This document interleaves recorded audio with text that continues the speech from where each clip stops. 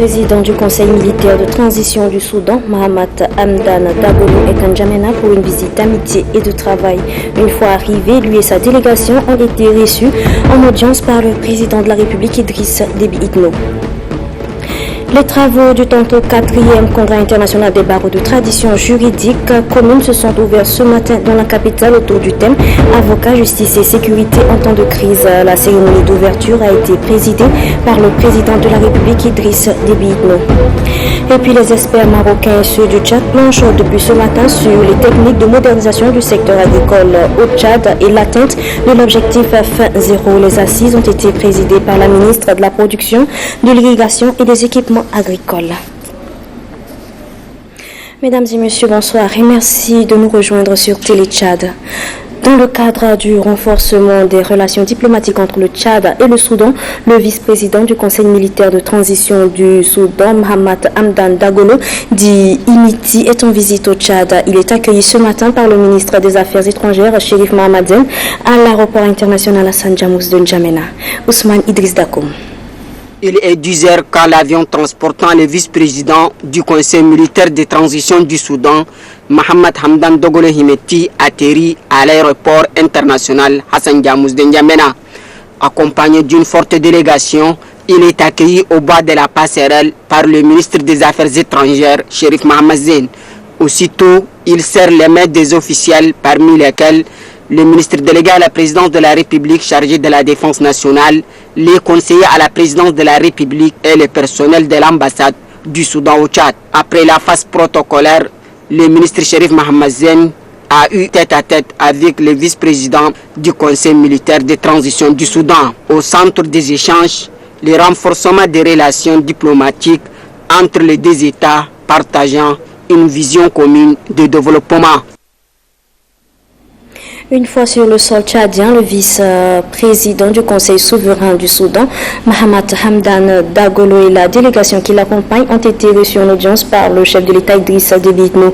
Le numéro 2 soudanais effectue une visite de travail et d'amitié de quelques heures à N'Djamena. Nasson Ouditi. À la tête d'une forte délégation du Conseil souverain du Soudan, le vice-président général Mohamed Hamdan Dagolo dit Himeti est arrivé ce 4 décembre 2019 à N'Djamena. Le numéro 2 soudanais a été accueilli au perron du palais de la République par le chef de l'État Idriss Déby Itno. Au cours de l'audience, le président de la République et le vice-président du Conseil souverain du Soudan ont fait le tour d'horizon de l'état de la coopération bilatérale et la situation dans la sous-région. Les deux parties ont réaffirmé leur détermination commune à renforcer cette coopération bilatérale. Les échanges ont porté également sur la transition en cours au Soudan, la sécurité transfrontalière, les échanges économiques et commerciaux et le cas des réfugiés soudanais vivant au Tchad. En ce qui concerne la transition en cours au Soudan, les deux parties ont salué le progrès enregistré dans le processus politique et souligné la nécessité d'une paix globale et définitive.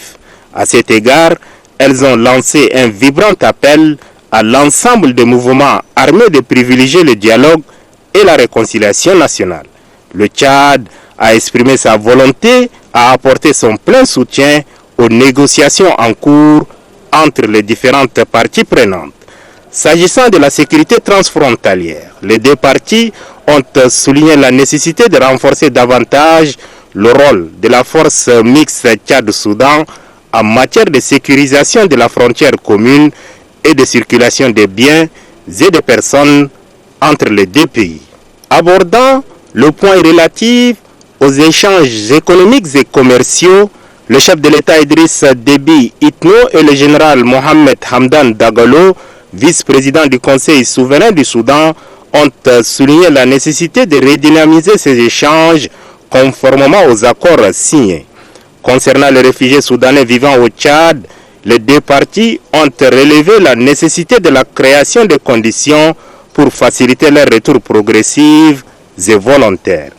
Aussitôt la rencontre bilatérale élargie aux deux délégations terminée, le chef de l'État Idriss Déby Itno a raccompagné une fois de plus son hôte au perron. Le président du Conseil souverain du Soudan, général Mohamed Hamdan Dagalo a repris son avion pour regagner Khartoum, la capitale soudanaise. L'hôtel Radisson Blu de N'Djamena rythmera pendant 3 jours avec la justice. Pour cause, les barreaux de tradition juridique commune y tiennent leur 34e congrès international. Le thème retenu est avocat, justice et sécurité en temps de crise. Les travaux ont été ouverts par le président de la République, Idrissa Déby Itno, en présence de plusieurs personnalités. Angalto Clock. Silence absolu dans les couloirs de l'hôtel Radisson Blu. Les attentions sont portées sur l'auditorium au premier étage. Dans cette salle et pendant 3 jours, n'entre que s'il est de profession avocat. L'exception est faite ce jour au président de la République, par ailleurs président du Conseil de la magistrature suprême, Idriss Déby Itno, au président des institutions de la République, aux membres du gouvernement, aux élus du peuple et aux chefs des institutions internationales pour l'ouverture officielle des travaux. Les avocats, membres des barreaux de tradition juridique commune, sont en conclave pour la 34e fois. Ils tablent sur les conditions d'exercice de leur profession avec en toile de fond, avocats, justice et sécurité en temps de crise. 34e conférence internationale des ordres des avocats d'expression française et 45 barreaux sont représentés. L'avenir de leur métier, ces hommes et femmes le veulent libre et profitable à tous. Le garde de Sceaux, ministre de la Justice Dime Arabi, demande aux participants de mener pendant les assises des réflexions susceptibles à faire triompher le droit dans les pays membres de la CIB.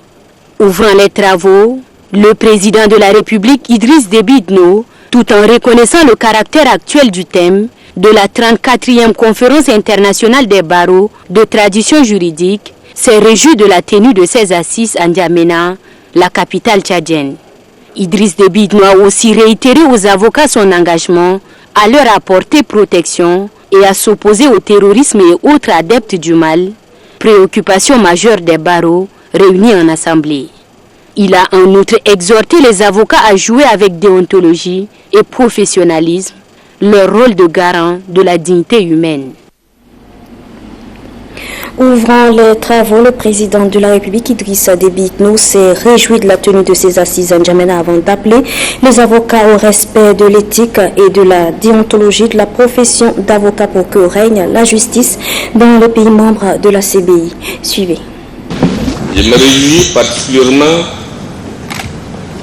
la tenue de ces assises ici à N'Djamena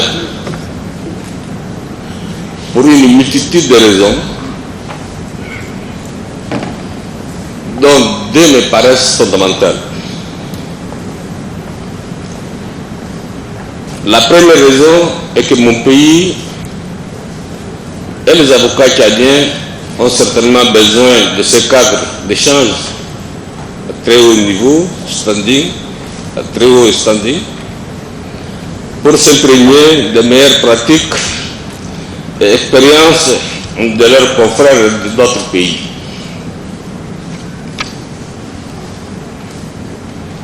Depuis l'instauration de la démocratie au Tchad, la profession d'avocat, quasi inexistante en 1990, certains d'entre vous, peut-être les jeunes, non, mais les vieux connaissent, dans les années 80, il n'y a qu'un seul avocat au Tchad, à l'occurrence Maître Amadali, père à son nom, qui a été en son temps assassiné par Habri. Deuxième avocat tchadien, c'est Maître Amadou Napi, père à son âme, qui n'est plus avec nous. Et celui qui a été d'ailleurs à la création de l'ordre des avocats du Tchad.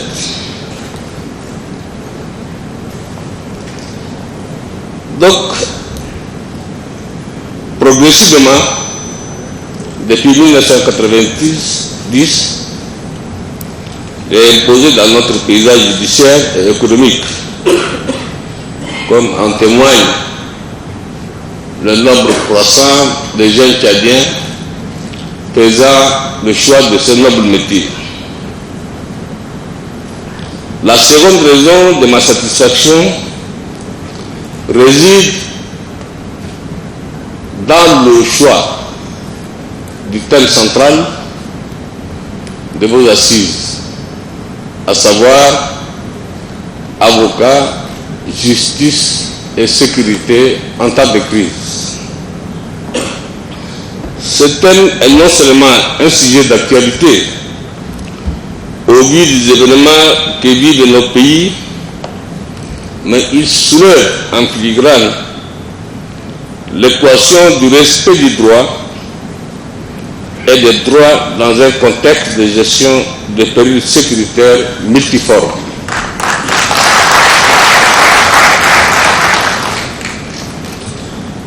Cette problématique touchant aux conditions de conciliation du droit et de la justice d'une part, et des impératifs sécuritaires d'autre part, ne se pose pas spécifiquement au Tchad ou dans les pays du sud du Sahara. En effet, assurer la sécurité du citoyen sans sacrifier les droits de ces mêmes citoyens sur l'autel du tout sécurisé est devenu un véritable casse-tête, je dirais à la fois juridique, philosophique et pratique dans nos sociétés modernes, durement frappées par un terrorisme aveugle dont les amateurs ne connaissent ni foi ni loi. Le président de la République, Idrissa Déby Itno, a dans son allocution également reconnu le prestigieux travail qu'abattent les avocats. Suivez. Dans ce grand écart en droit et sécurité, l'avocat joue la partition la plus honorable, car celui qui veille à ce que la soif de justice, aussi légitime soit-elle, ne l'emporte pas sur l'honneur de la justice.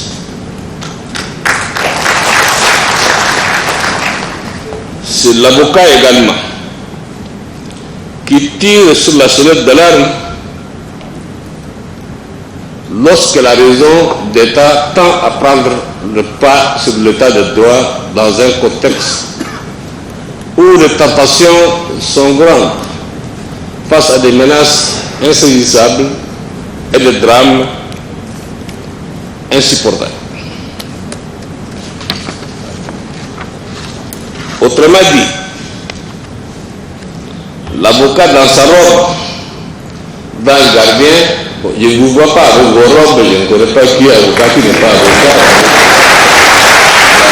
Bien sûr. Mais quand dans vos robes d'âge dans le gardien, c'est des valeurs immanentes à l'homme.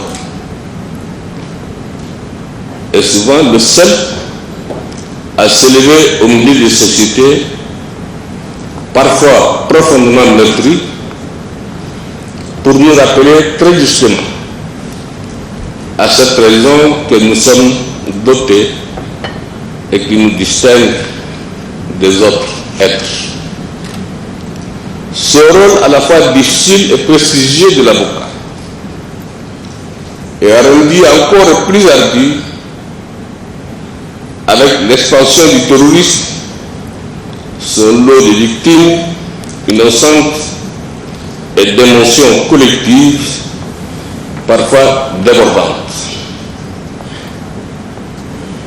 Dans le prétoire ou face aux médias, souvent seul l'avocat résiste à la fureur populaire pour empêcher l'atrocité d'un acte ne se traduise par la négation de l'homme.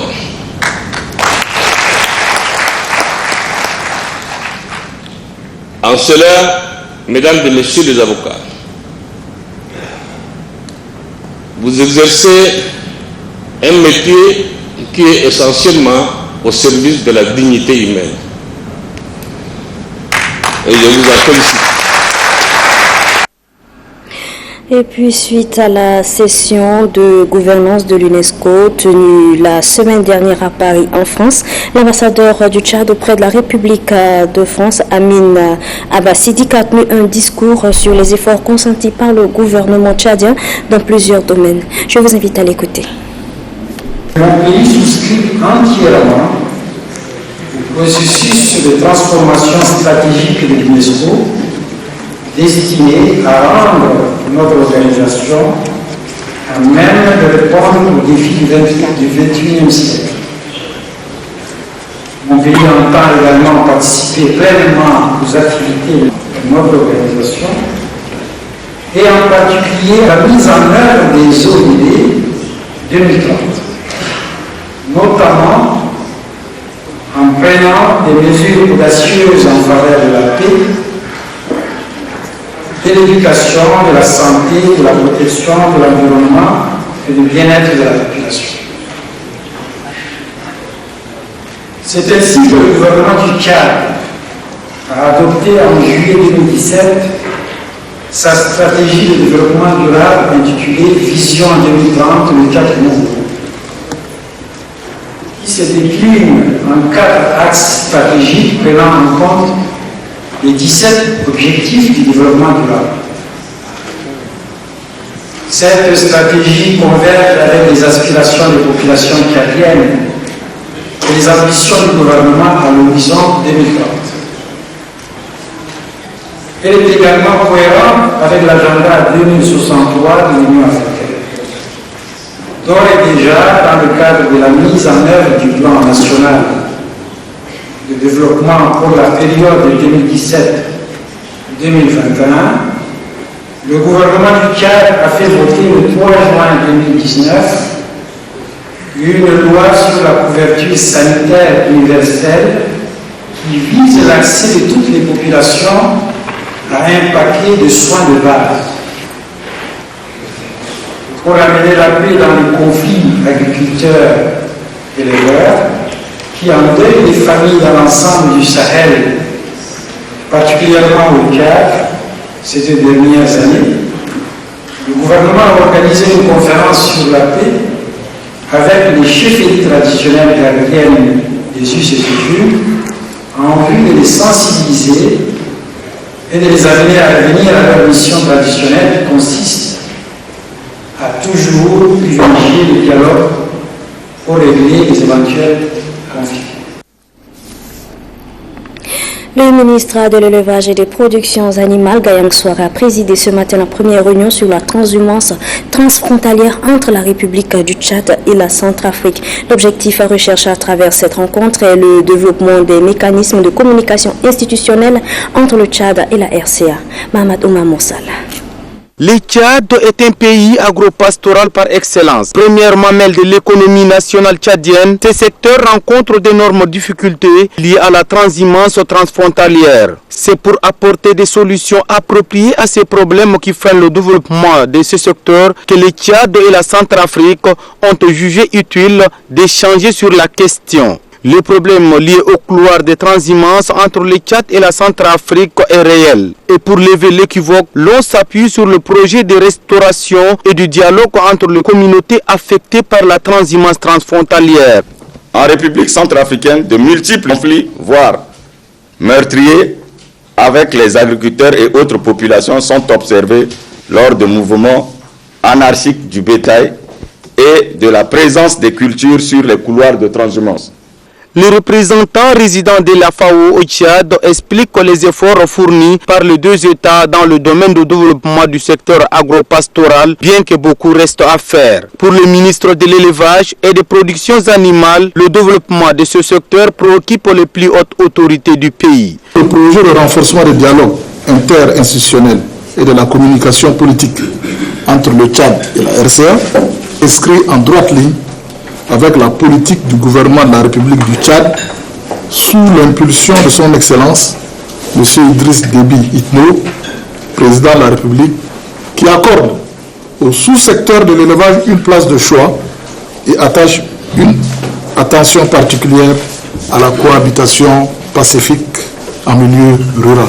Ce projet est créé en 2018 dans le but de renforcer le dialogue et la paix au niveau communautaire, la gestion des conflits agriculteurs et éleveurs et améliorer les perceptions positives des groupes marginalisés dans les dynamiques de transhumance grâce à un dialogue intercommunautaire accru. La ministre du Développement touristique, de la culture et de l'artisanat, Madeleine Alingué, représentant son collègue de la promotion des sports, des jeunes et de l'emploi, a fait une déclaration relative à la journée internationale du volontariat célébrée chaque 5 décembre. Suivez. La journée internationale des volontaires est une occasion qui s'offre aux organisations qui engagent des volontaires et aux personnes qui se portent volontaires de promouvoir leur contribution au développement local, national et international. Le volontariat est donc une activité qui permet à toute personne ayant des compétences de se mettre au service d'une cause d'intérêt général. Cette année, placée sous le thème « Volontariat pour un futur inclusif », la journée vient nous rappeler les plus grandes valeurs humaines que sont la solidarité, l'entraide et le service. C'est du constat de ces valeurs que son Excellence M. Idriss Déby Itno, président de la République, chef de l'État, chef du gouvernement, a pris des initiatives et des mesures fortes pour consolider les politiques liées au volontariat.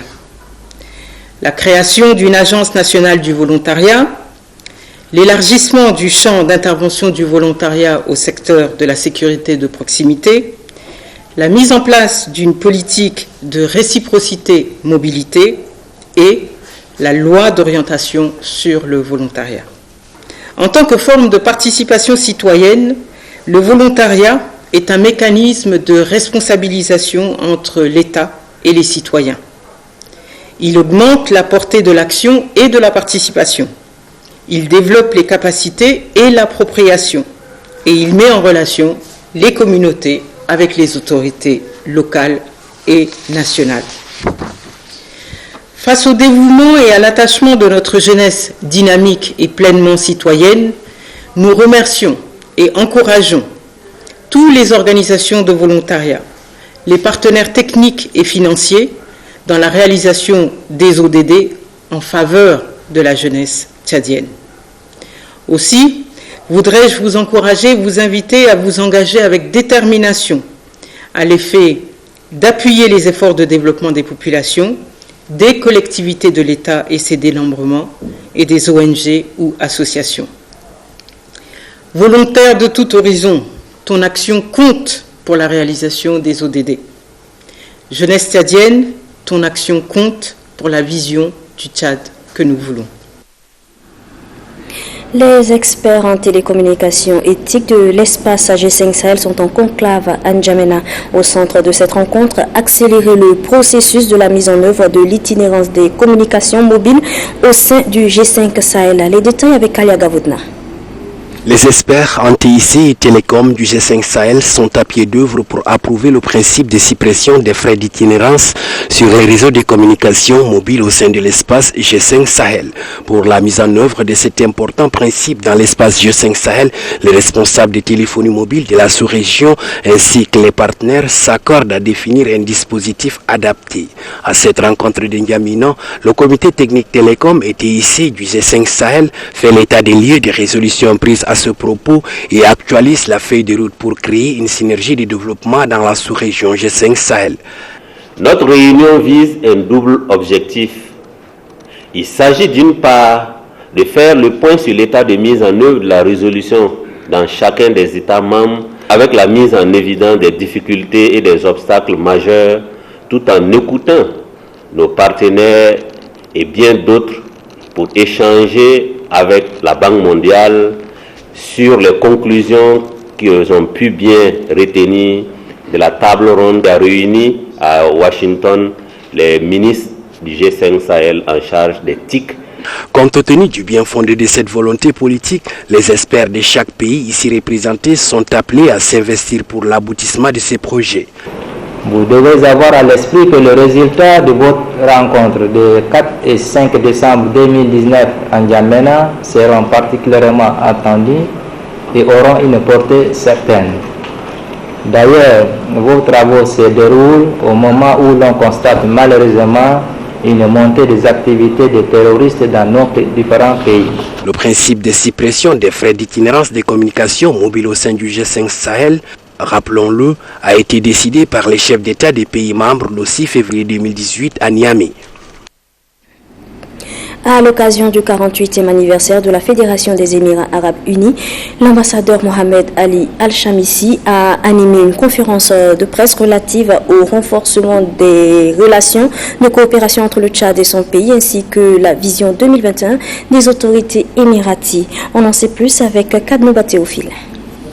Cette conférence de presse, animée par l'ambassadeur des Émirats Arabes Unis, Mohamed Ali Al-Shamsi, est axée sur la vision 2021, année du jubilé d'or de son pays, et le renforcement des coopérations entre le Tchad et les Émirats Arabes Unis pour la réalisation du plan national de développement aussi cher au chef de l'État, Idriss Déby Itno, qui fait du bien-être des Tchadiens son souci majeur.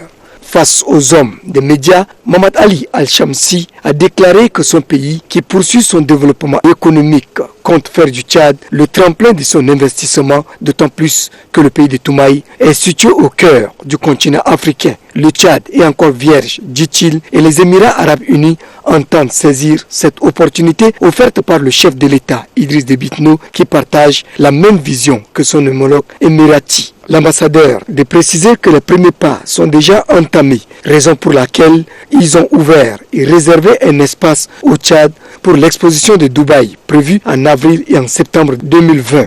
C'est une occasion qui permettra de valoriser les produits culturels tchadiens et ces zones touristiques par excellence. Concernant la situation en Libye, Mohamed Ali Al-Shamsi a fait savoir que son pays et le Tchad qui subit les conséquences ont la même vision, celui d'aider le peuple libyen à sortir de cette guerre. L'ambassadeur émirati de conclure en saluant les nobles idées du chef de l'État, Idriss Déby Itno, qui œuvre pour la paix en Afrique et la cohabitation pacifique, socle de tout développement.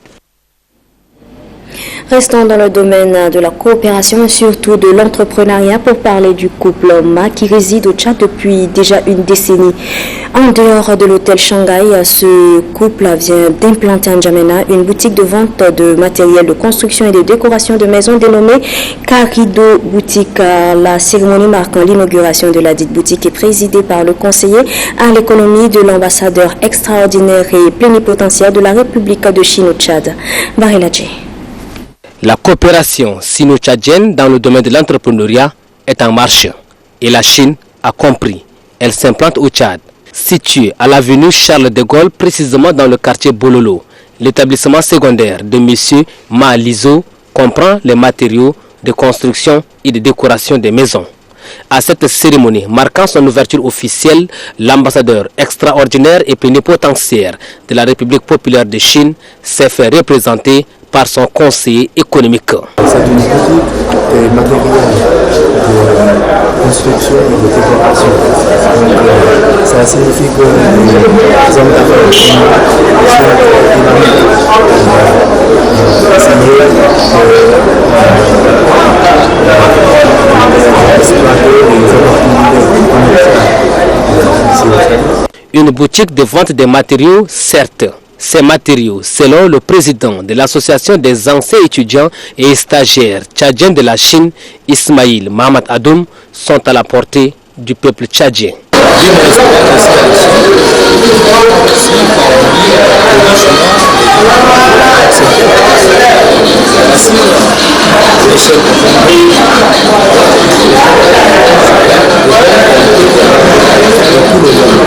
Plus de 23 ans au Tchad, le couple Ma élargit son champ d'activité.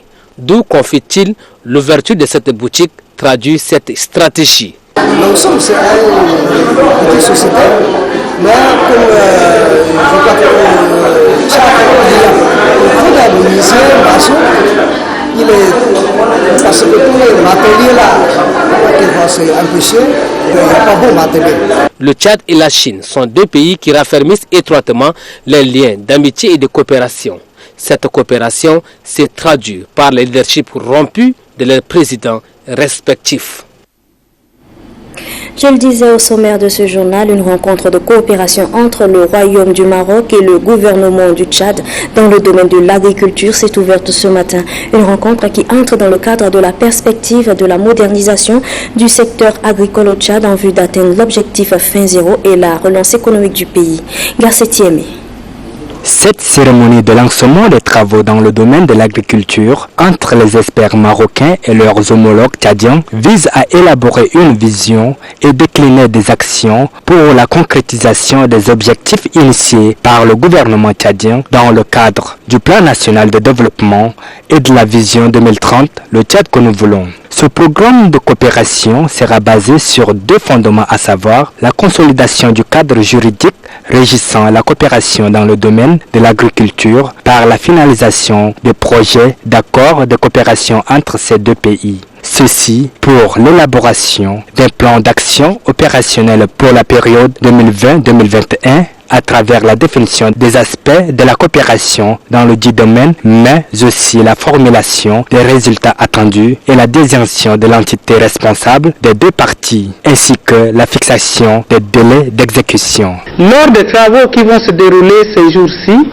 les experts marocains et tchadiens vont examiner l'état de la coopération entre les deux pays et vont passer en revue les différents domaines pouvant faire l'objet d'actions concrètes en tenant compte des priorités et des possibilités réelles des deux pays. Pour l'ambassadeur du Maroc au Tchad, Abdelatif Erodia, l'agriculture représente un secteur stratégique qui permettra de réaliser des progrès importants dans le domaine du développement durable et de la lutte contre la pauvreté. Ce projet vise les objectifs suivants. Faire de l'agriculture l'un des premiers secteurs du développement productif. Promouvoir les investissements agricoles et stimuler les exportations des produits agricoles. Assurer la sécurité alimentaire et la valorisation des produits locaux.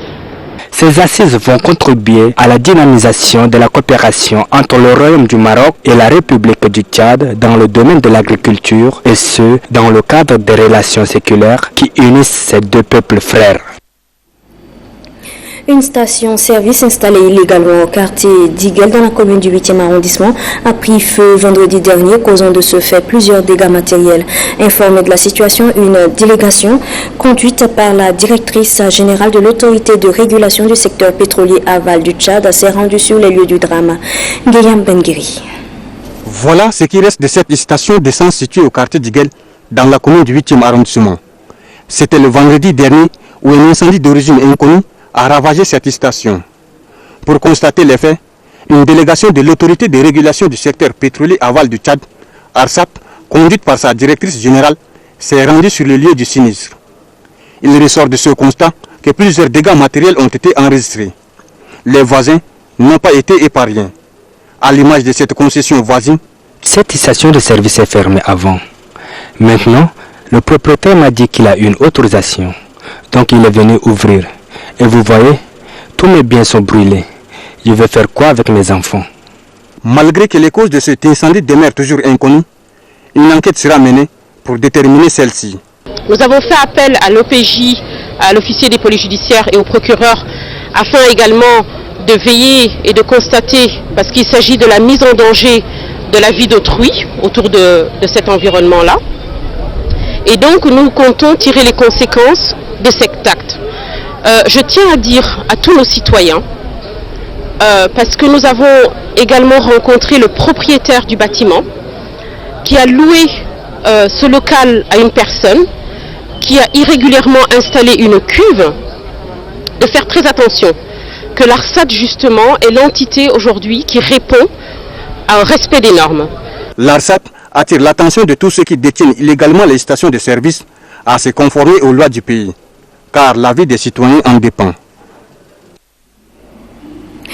Et puis la teneur de cette lettre de félicitations à l'occasion du 29e anniversaire de la 4e République émanant des présidents de la communauté tchadienne de Franceville, Koulamoutou et Makoko, capitale provinciale du Gabon. À la très haute attention de son Excellence Idriss Déby Itno, président de la République, chef de l'État. Voici 29 ans déjà que dans un élan national commun poussé par la volonté de se libérer de l'oppression, survint sous votre conduite éclairée ce que les historiens ont surnommé la 4e République, et depuis ce temps-là, le souvenir de ces événements s'est greffé autour de ce que nous-mêmes nous nommons affectueusement Journée de la liberté et de la démocratie. Nos patriotes de la diaspora gabonaise en général et celle des 3 provinces sœurs du Haut-Ogooué, de l'Ogooué-Lolo et de l'Ogooué-Ivendo en particulier, nous ne pouvons manquer cette occasion pour vous féliciter, Excellence, pour tout ce que vous faites de mieux pour que notre pays soit compté parmi les nations stables, paisibles et émergentes. Pour cela, soyez-en remerciés.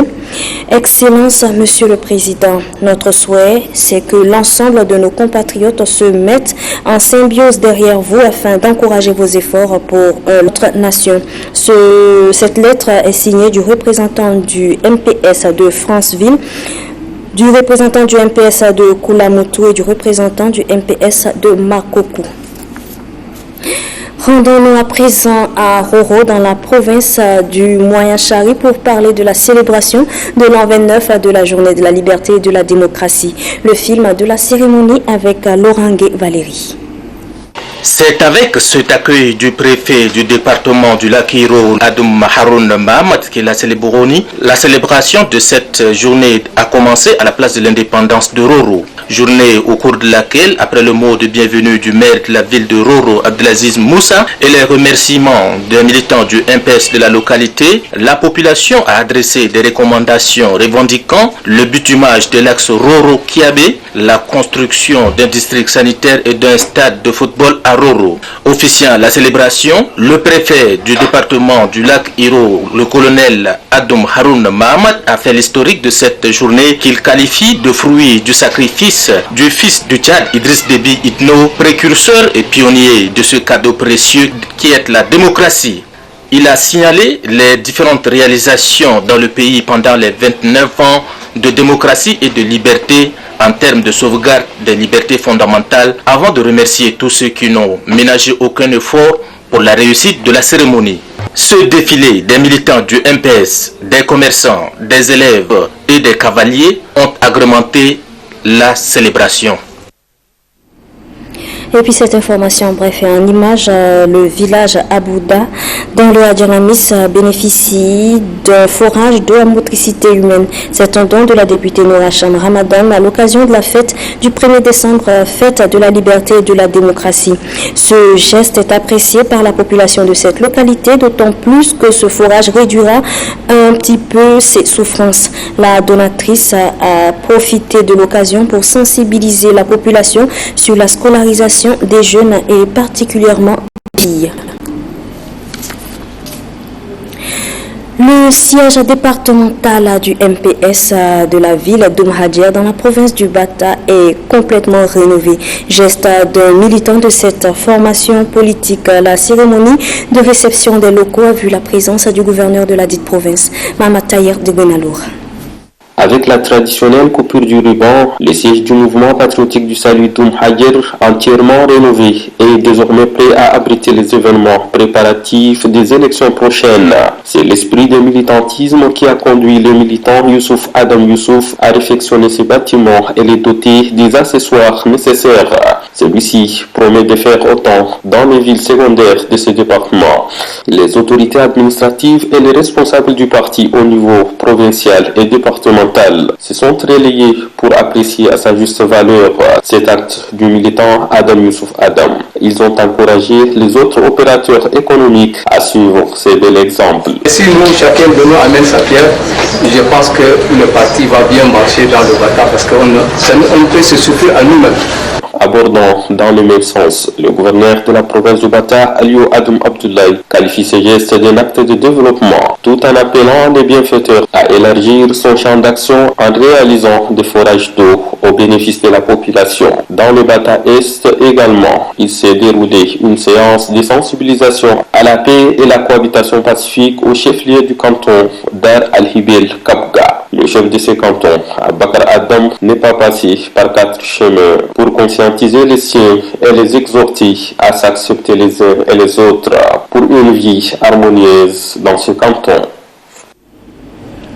Restons dans la province du Bata où la coordination des organisations de la société civile du Bata Est a organisé à Oumadjer une rencontre d'échange sur la vie associative.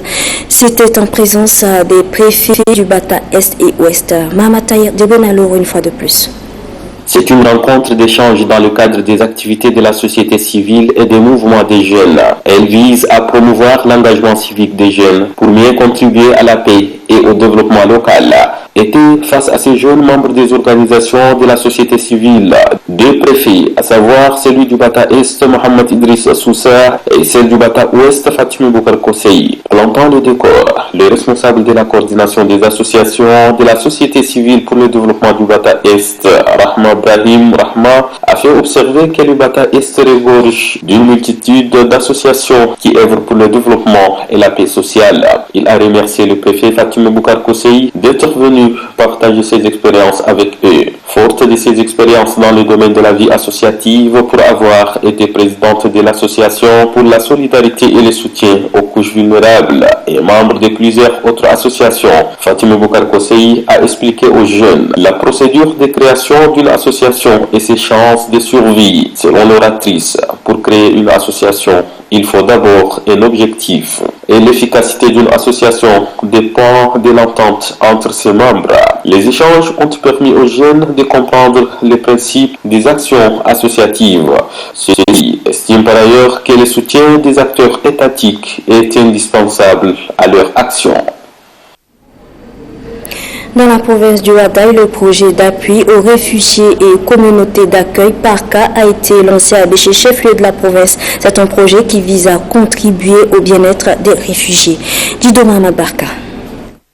L'objectif de ces projets est d'améliorer l'accès des réfugiés et des communautés d'accueil aux services de base et aux moyens de subsistance et aux filets sociaux. 1 161 000 personnes vont bénéficier de ce projet répartis dans 4 camps de réfugiés, à savoir le camp de Farchana, Gaga, le camp de Tredjin et Brejin, et des communautés vivant autour de ces 4 camps de réfugiés et financés par la Banque mondiale à hauteur de 60 millions de dollars américains. Le chef de sous-délégation HCR de la province de Wadaï Sila, Abdou Mahaman Dango, s'est réjoui du lancement de ce projet qui, selon lui, va renforcer la coexistence pacifique entre les réfugiés et les communautés qui les accueillent. Le représentant du responsable résident de la Banque mondiale au Tchad, Djekoumbe Roni, a relevé que le lancement de ces projets au profit des réfugiés et des communautés hautes s'inscrit dans le cadre de la concrétisation de l'engagement pris par la Banque mondiale à la table ronde de Paris dans le cadre du plan national de développement PND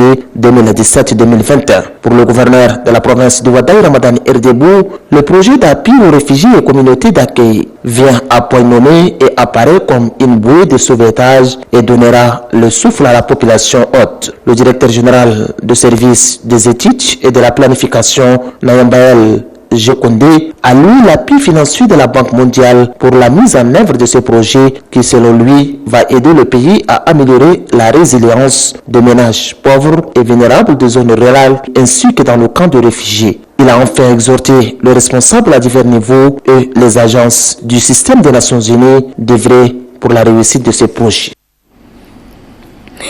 Ouverture ce matin de la grande session annuelle de la conférence épiscopale du Tchad. Les hommes de Dieu auront 10 jours pour évaluer le bilan réalisé en 2019 et échangeront également sur la situation politique, économique, sociale, mais aussi religieuse du pays.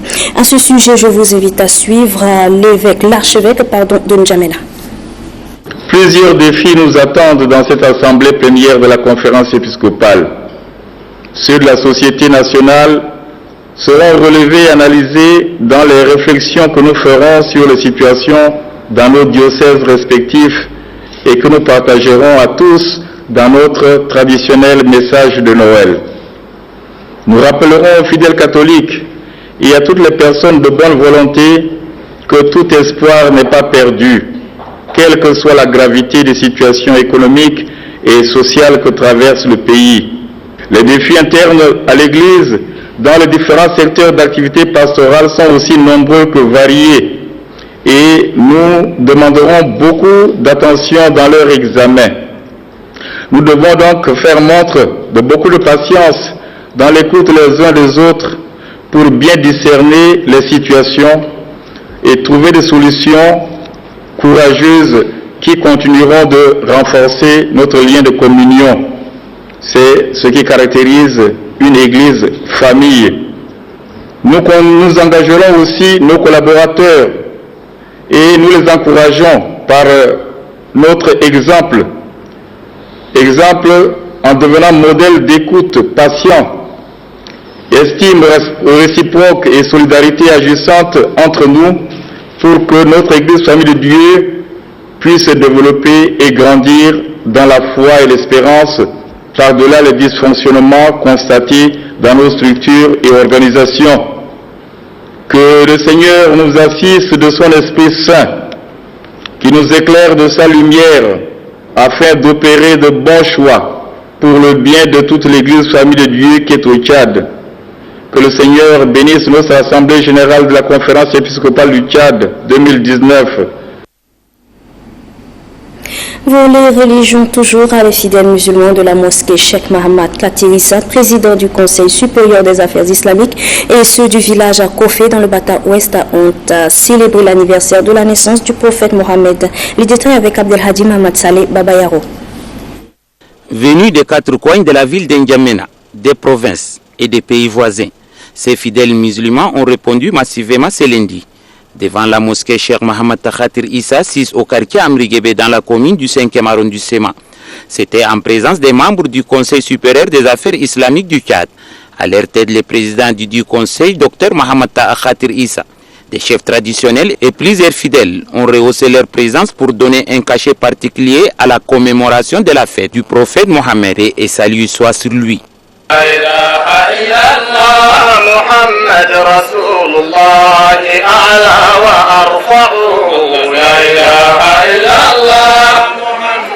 Occasion tout est indiqué pour le président du comité d'organisation, Abdelbasit Abdelrahim, et le deuxième vice-président du Conseil supérieur des affaires islamiques du Tchad, Cheikh Ahmad Nour Mohamed El-Hilou, d'expliquer l'importance de la célébration des Maoulids. Pour eux, les poèmes et des chansons déclamés par les différents groupes de fidèles retracent la biographie du prophète Mohammed, paix et salut soit sur lui. Comme les autres fidèles des provinces, les fidèles musulmans du village Amkofé dans le département du Bata Ouest ont célébré l'anniversaire du prophète Mohammed, paix et salut soit sur lui. À travers des prières et poèmes, les prédicateurs ont saisi l'occasion pour expliquer le sens des fêtes de Maoulids du prophète Mohammed, paix et salut soit sur lui. Et puis la teneur de ces quelques décrets avant de refermer cette édition. Décret numéro 2024 portant nomination à des postes de responsabilité à la présidence de la République. Le président de la République, chef de l'État, chef du Conseil des ministres, décrète article 1er. Les personnalités dont les noms suivent sont nommées au poste de responsabilité ci-après à la présidence de la République. Direction générale du protocole de la présidence de la République, directeur général, monsieur Alamaï Alina. Directeur général adjoint, M. Mohamed Sharfadine, remplacement de M. Djibril Seyd Emma, appelé à d'autres fonctions. Direction accueil, hébergement et voyage, directeur M. Seyd Mohamed Seyd. La direction des affaires protocolaires, directeur M. Hassan Adida, remplacement de M. Anwar Sadat Fatah Al-Albab. Direction du cérémonial, directeur M. Anwar Sadat Fatah Al-Bab. Direction générale de communication, directeur général M. Abdoulaye Gardigina. Directeur général adjoint Mme Aïcha Khalil Bilal. Direction de la production, directeur M. Bondouga Nassonouditi. Direction des relations publiques, directeur Mme Dahabaya Oumassouni. Direction de la communication digitale, directeur M. M. Ibrahim Adam Mahamat. Direction des affaires administratives, financières et du matériel, directeur M. Mahamoud Ali Seïd. Direction de gestion du domaine immobilier de la présidence, directrice Mme Hachi Hassan Djamous, directeur adjoint M. Moussa Mahamat Seïd, direction de la traduction et de l'interprétariat, directeur M. Oumar Maloum Abakar, direction de l'hôtellerie, directeur M. Ibrahim Chérif Béderio, directeur adjoint M. Amat Dout. Article 2. Le ministre des Finances et du Budget est chargé de l'application du présent décret qui abroge toute disposition antérieure contraire et prend effet pour compter de la date de sa signature sera enregistré et publié au journal officiel de la République. N'Djamena le 4 décembre 2019, Idriss Déby Itno. Décret numéro 2025 portant nomination des conseillers à la présidence de la République. Le président de la République, chef de l'État, chef du Conseil des ministres, décrète article 1er, les personnalités dont les noms suivent sont nommés conseillers à la présidence de la République. Conseillers spéciaux 1. Alafouza Koni, 2. Mahamat Saleh Brahim, 3. Amat Abderrahman Agar, 4. Oumar Kadjalami Boukar, 5. Salahadine Alabou Djibrin, 6. Aliou Ibrahim Abdoulaye, 7. Mahamat Nour Abdelkerim, 8. Mahamat Hissène. Conseiller chargé de mission 1. Mahamat Saleh Abdeljelil Yahaya, 2.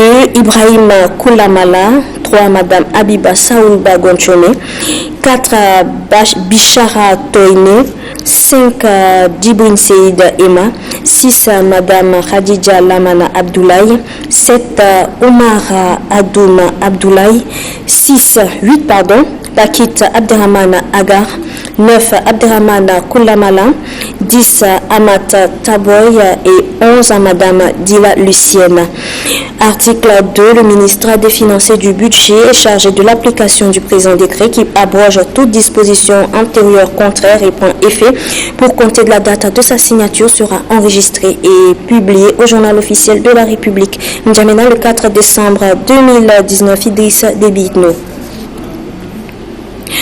Décret 2026 portant nomination et poste de responsabilité au comptoir national de l'or et des métaux précieux.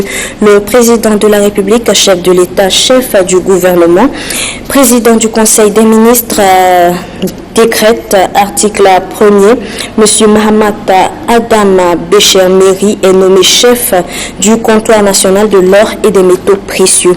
Article 2, le ministre du pétrole, des mines et de l'énergie et le ministre des Finances et du Budget sont chargés chacun en ce qui le concerne de l'application du présent décret qui prend effet pour compter de la date de sa signature sera enregistré et publié au journal officiel de la République. N'Djamena le 4 décembre 2019, Idriss Déby Itno. Décret 2027 portant nomination à des postes de responsabilité au ministère de la production, de l'irrigation et des équipements agricoles. Le président de la République, chef de l'État, chef du gouvernement, président du Conseil des ministres, décrète article 1er. Les personnalités dont les noms suivent sont nommées au poste de responsabilité ci-après au ministère de la production, de l'irrigation et des équipements agricoles. Délégation provinciale du Bar El Gazel, délégué M. Loxy Jérémy Gabour, nouveau poste. Délégation provinciale du Bata, délégué M. Abdallah Adoum Oumar, nouveau poste. Délégation provinciale du Borkou, délégué M. Mahamat Noura Dakou, nouveau poste. Délégation provinciale du Chariba Guirmi, délégué M. Hissène Gorou Assaballa, nouveau poste. Délégation provinciale de l'Énédi Est, délégué M. Assila Aran Abakar, nouveau poste. Délégation provinciale de l'Énédi Ouest, délégué M. Abdallah Darkala, nouveau poste. Délégation provinciale du Guérin, délégué M. Abdoulaye Abou Nassoura, nouveau poste. Délégation provinciale de Adjer Lamis, délégué M. Amat Abdallah Kébir, nouveau poste. Délégation provinciale du Kanem, délégué Mme Rassem Djimadji, nouveau poste. Délégation provinciale du Lac, délégué M. M. Man Halbay Bandoum, nouveau poste. Délégation provinciale du Logone occidental, délégué M. Laoudan Mengue Nelebe, nouveau poste. Délégation provinciale du Logone oriental, délégué Mme Djelassen Néouya Odile, nouveau poste. Délégation provinciale du Mandoula, délégué M. Abdelkerim Sabre Boro, nouveau poste. Délégation provinciale du Mayokebi Est, délégué Mme Bemadi Ronay Alice, nouveau poste. Délégation provinciale du Mayokebi Ouest, délégué Mme Chisensi Élise, nouveau poste. Délégation provinciale du Moyen Chari, délégué M. Majastan Tungoudi Dera, nouveau poste. Délégation provinciale de la commune de N'Djamena, délégué Mme Fatime Erde Tahar Abdallah, nouveau poste. Délégation provinciale du Wadaï, délégué Mme Saadi Khamis, nouveau poste. Délégation provinciale du Salamata, délégué M. Hissène Wileda Nouri, nouveau poste. Délégation provinciale de Silla, délégué Mme Boulot Lucienne, nouveau poste. Délégation provinciale de la Tandilé, délégué M. Daboulaye Banimari, nouveau poste. Délégation provinciale du Tibesti, délégué M. Mahamat Galmaï Abdallah, nouveau poste. Délégation provinciale du Wadifira, délégué M. Mahamat Daoussa, nouveau poste. Article 2. La ministre de la Production, de l'Irrigation des équipements agricoles et le ministre des Finances et du Budget sont chargés chacun ce qui le concerne de l'application du présent décret qui prend effet pour compter de la date de sa signature sera enregistré et publié au journal officiel de la République. N'Djamena, le 4 décembre 2019, Idriss Déby Itno. Décret numéro 2028 portant nomination à l'Office national de sécurité alimentaire au NASA. Le président de la République, chef de l'État, chef du gouvernement, président du Conseil des ministres, décrète article 1er. Les personnalités dont les noms suivent sont nommées au poste de responsabilité ci-après à l'Office national de sécurité alimentaire. Direction des opérations, directeur M. Ramadan Oumar Abdoul en remplacement de Hassan Orozi Gokomi. Direction des affaires administratives, financières et du matériel, directrice Mme Mariama Bichara Issa Metnu. Direction du Fonds de sécurité alimentaire et du développement, directeur M. Abdelaziz Idriss Kourouda en remplacement de M. Tokloso Barthélémy Koumandé. Direction de la logistique et du matériel, directeur M. Souleymane Koulounike en remplacement de Mme Memdigui Le Allah. Article 2. La ministre de la Production, de l'Irrigation des équipements agricoles et le ministre des Finances et du Budget sont chargés chacun ce qui le concerne de l'application du présent décret qui prend effet pour compter de la date de sa signature sera enregistré et publié au journal officiel de la République. N'Djamena, le 4 décembre 2019, Idriss Déby Itno. Et voilà, mesdames et messieurs, c'est la fin de cette édition du journal. Merci à vous de l'avoir suivi et très bonne suite de programme sur Télé Tchad.